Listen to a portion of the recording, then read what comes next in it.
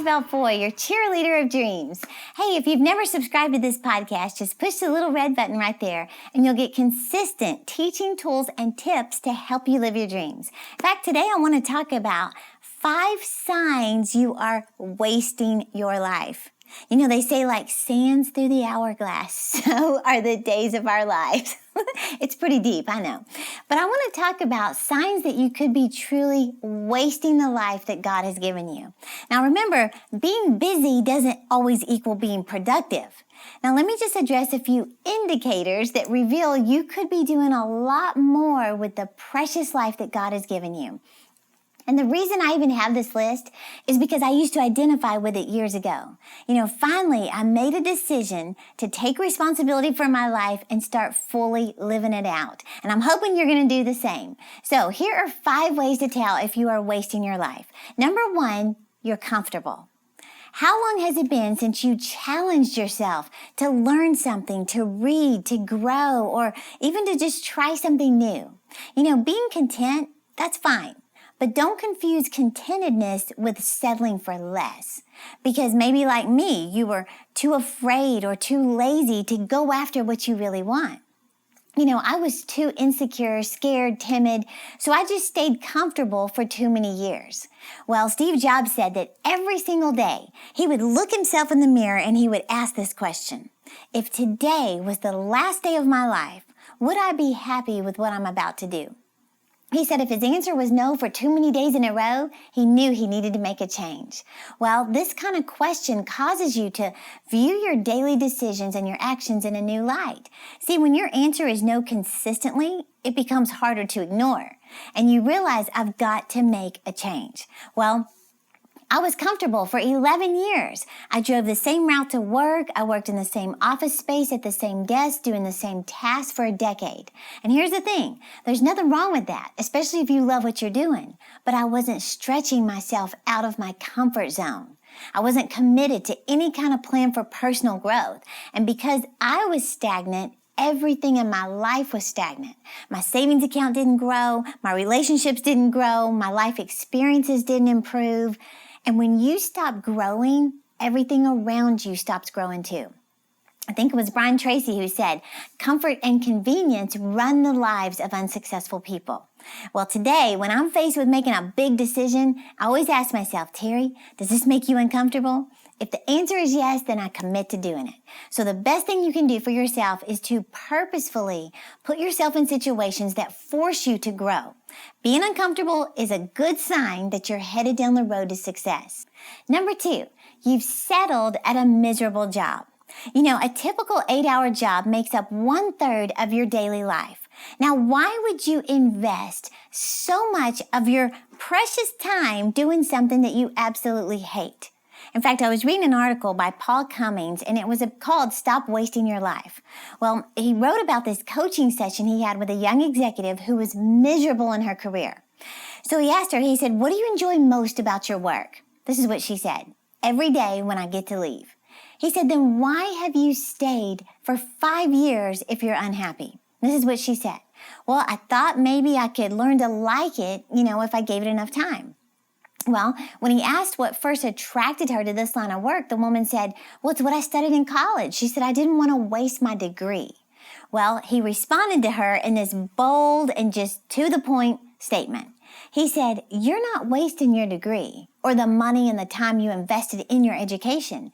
He said, you're wasting your time, your energy, your talent, and as a result, he said, you're missing out on your most important dreams and goals. He said, you need to make a better decision. Stop wasting your life. Well, the thing is, we all know life is not a dress rehearsal. You've heard that phrase. We don't get a do-over just in case this life doesn't pan out the way we dreamed it would. We get one shot to go full speed ahead at living the life that God intended you to live. And more importantly, fulfilling the assignment that He's given you to fulfill. Now, unfortunately, this scenario that I just shared of the miserable executive being coached by someone, that's happening to 80% of Americans who claim to be miserable in their careers. So if you identify with that, it could be a sign that you're wasting your life. Number 3 is if your television is your BFF. The average American watches over 5 hours of TV every day. Now, that's just the average, so some people are watching a lot more than 5 hours. Well, if you're watching 5 hours every day, that's over 35 hours a week in front of a TV set, or as I like to say, watching other people live their dreams. Well, is your TV time aiding you to a better life? Is it getting you closer to the goals and the dreams that are in your heart? See, the results are shocking when you just transfer 1 hour. If you just cut out 1 hour, still watch your 4, but you cut out 1 hour of TV time to do something productive, you are going to be amazed at what you can accomplish in 60 minutes. You could clean an entire room. You could read a couple chapters. You could walk off a few hundred calories. You could become more fluent in a foreign language, learn a new lesson, brainstorm an idea that could change your life. See, you may think that you're spending a couple hours each night as you unwind, but I encourage you to track it this week. I think you're going to be surprised, like I was years ago, to discover exactly how much time you're spending just watching TV. Time wasters are subtle. And remember, your time is your life. If you waste your time, you waste your life. Number 4 is you make excuses. Benjamin Franklin said, "He that is good for making excuses is seldom good for anything else."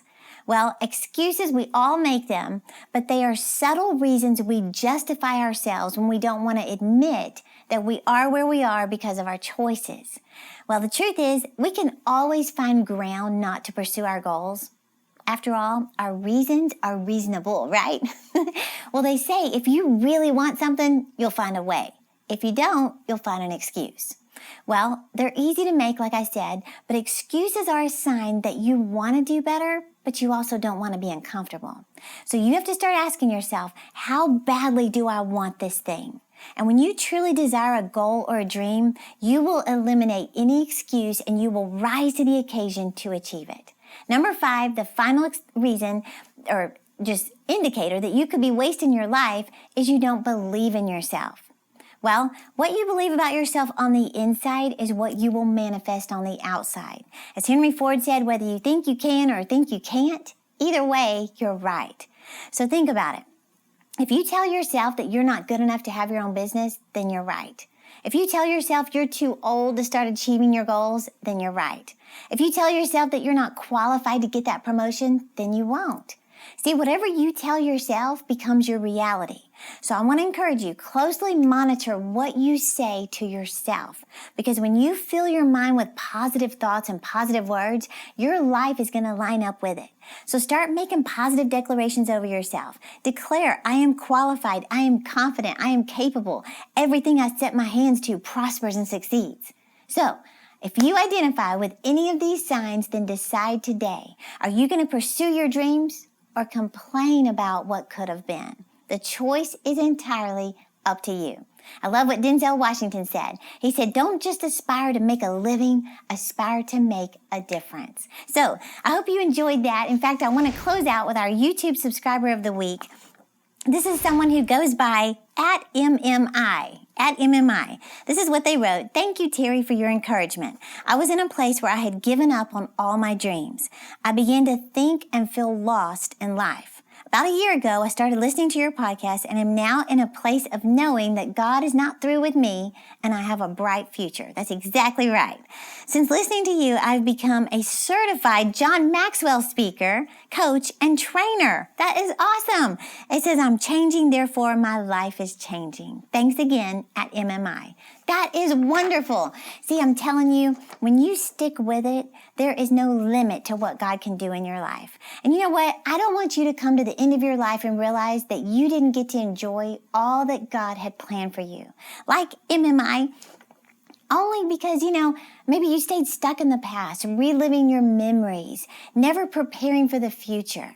That's why this month I've put together a download that will not only help you identify where you may be held back by things, but it's also going to give you a game plan so you don't give up on life, so you don't waste any more time, waste any more years. So I want you to just click the link in the description to get this free download, a PDF, that's going to help you identify what could be holding you back and learn how to conquer it. So for more consistent motivation, be sure to follow me on Instagram, Facebook, Twitter, and Pinterest. Now you can find all the handles below, or click the little red subscribe button to get consistent teaching tools and tips so I can help you live your dreams. Thank you so much for watching, and I'll see you next week. Icing means something added to something